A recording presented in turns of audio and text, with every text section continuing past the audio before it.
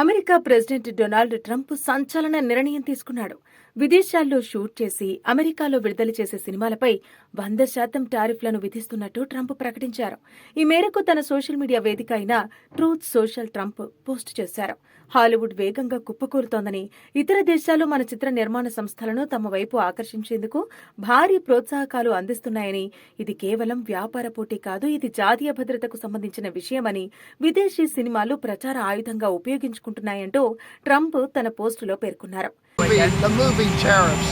Yeah, the movie tariffs, what they've done is other nations have been stealing the movies, the movie-making capabilities from the United States.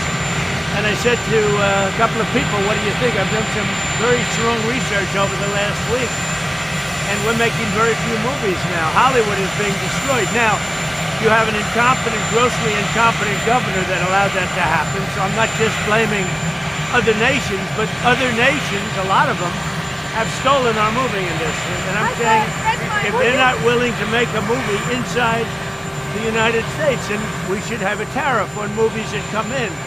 And not only that, governments are actually giving people... పిచ్చి peaks కిలిపోయింది మీ అందరికి.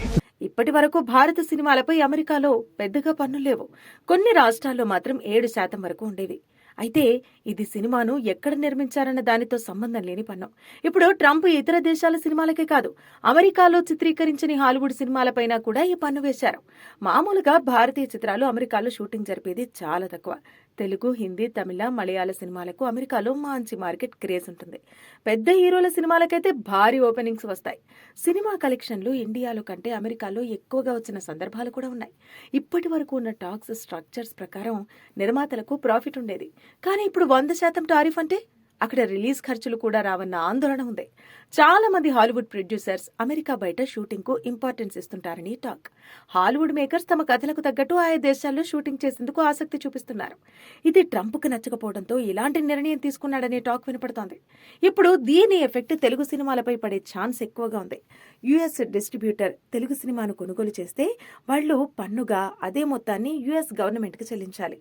ఇది cinema distribution ని financial గా దెబ్బతీస్తుంది.